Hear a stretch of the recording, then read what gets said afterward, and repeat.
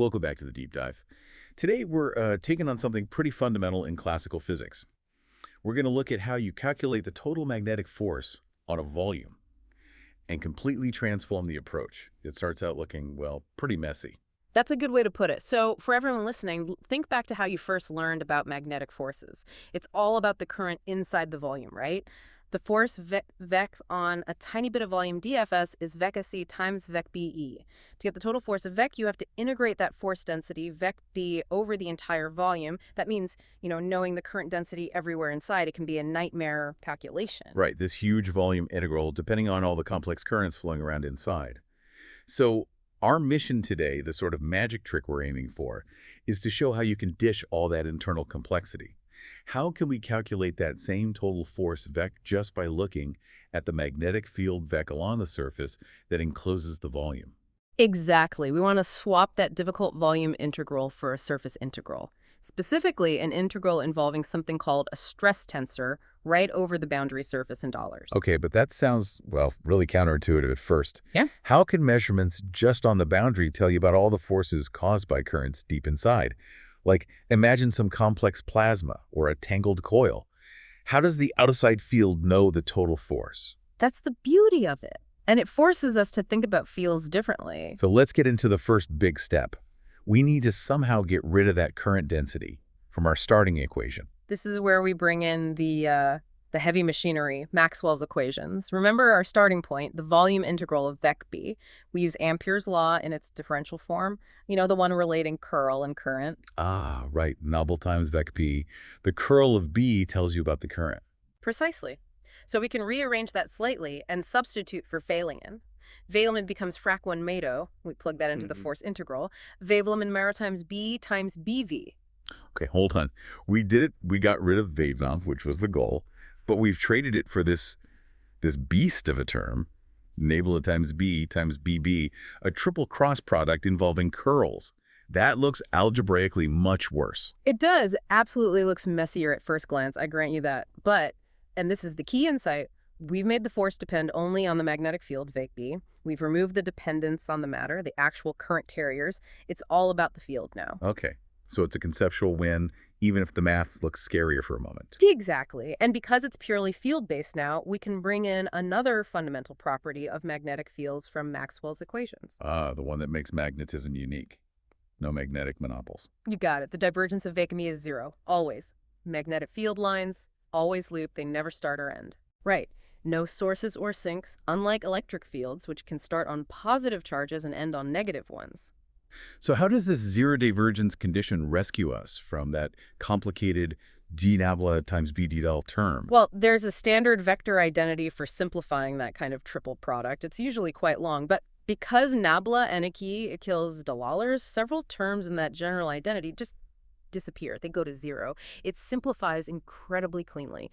That whole nabla times b dollar term becomes just two parts, b frac 1, b frac 2. Wow, okay. That is a huge simplification. Just falls out because there are no magnetic charges. It's really quite elegant when you see it happen. Maxwell's equations are doing the heavy lifting. So our force integral is now frac down dvv. It's purely in terms of BW, much simpler, but it's still a volume integral. We wanted to get to the surface. So I guess the next move involves the divergence theorem, Gauss's theorem. Absolutely. That's the target. We need to manipulate our integrand, that stuff inside the square brackets, until it looks like the divergence of something. If we can write it as nabla effect, or tensor quantity, then the divergence theorem lets us swap the volume integral for a surface integral of that quantity. Makes sense. How do we wrestle those two terms, megaton B and frac, into that divergence form? This is where working in component notation really helps. Let's look at just one component of the force, say the course component, phi fac B same. So we're looking at watt for rac B.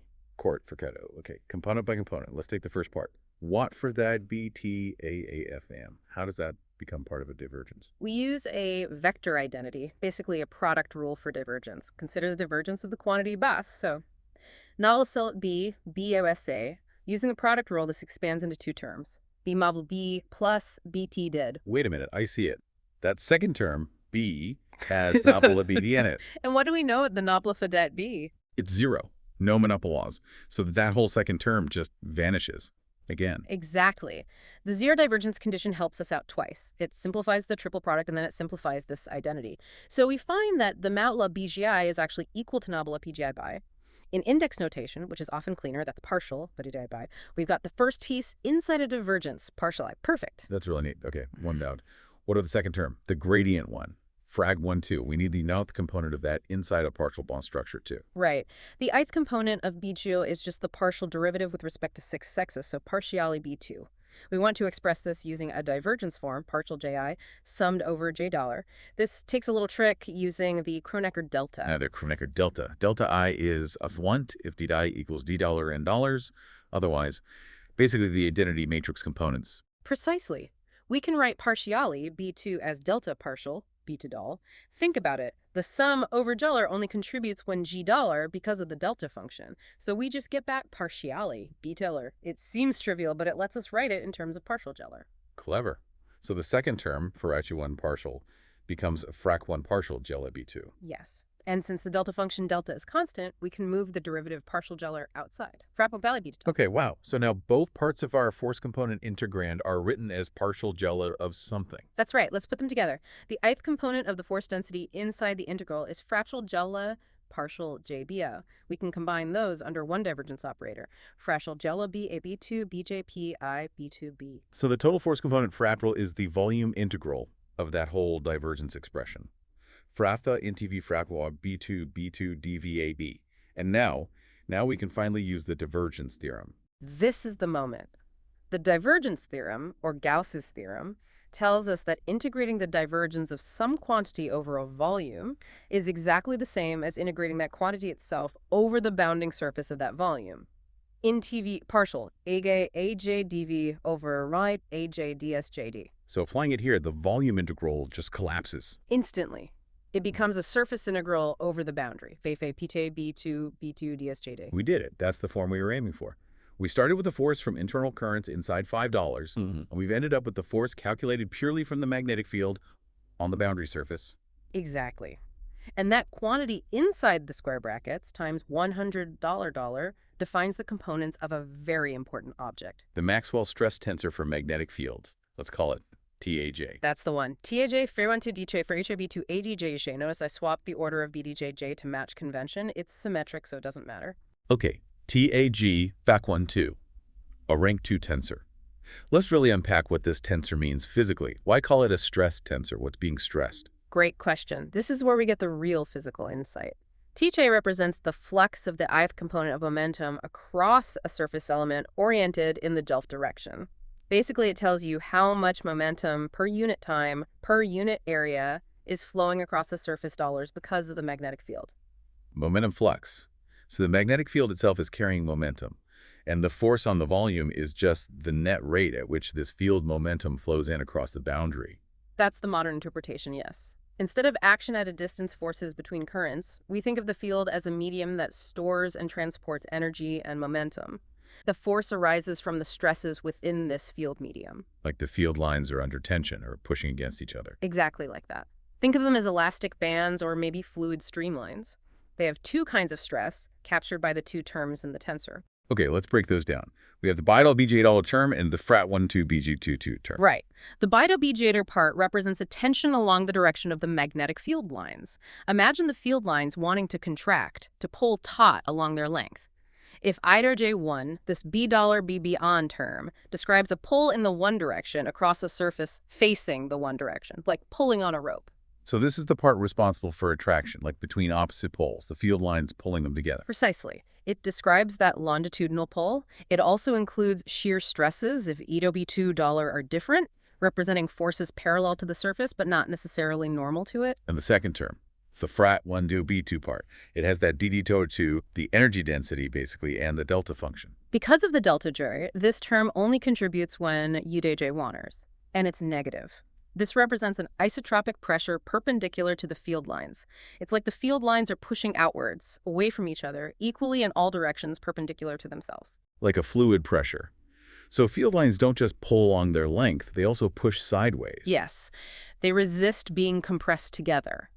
This pressure term is responsible for the repulsion you feel between, like, poles. The field lines are pushing each other apart sideways. So the tensor combines both effects. Tension along the lines, pressure perpendicular to them. It captures the complete picture of the stresses within the magnetic field. An amazing thing is, by just integrating these stresses, this momentum flux over any closed surface, we get the total net force on everything inside that surface, without ever needing to know the details of the currents or materials within. It's incredibly powerful. Think about calculating the force on a star from its magnetic field. You don't need to know the complex dynamo currents inside. You just, in principle, measure Voronoi offense all over a sphere surrounding the star, calculate Tij, do the surface integral, and you get the total magnetic force pushing or pulling on the star. That really elevates the fields from just being a way to describe forces to being the actual medium transmitting the force, carrying the momentum itself. It's a cornerstone of modern field theory.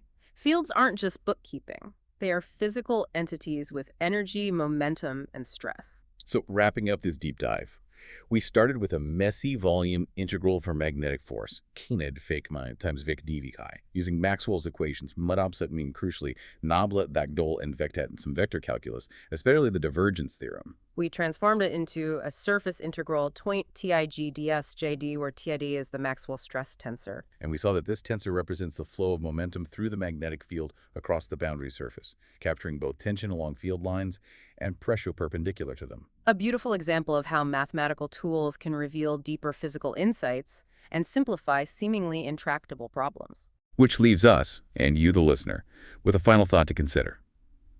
If the total magnetic force on any volume can be perfectly calculated just by looking at the momentum flux carried by the field across its boundary, does that change how you intuitively picture where force comes from?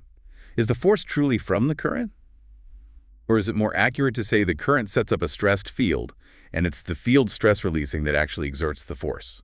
Perhaps the field itself is the more fundamental player in the interaction than the sources we usually focus on. Something to ponder.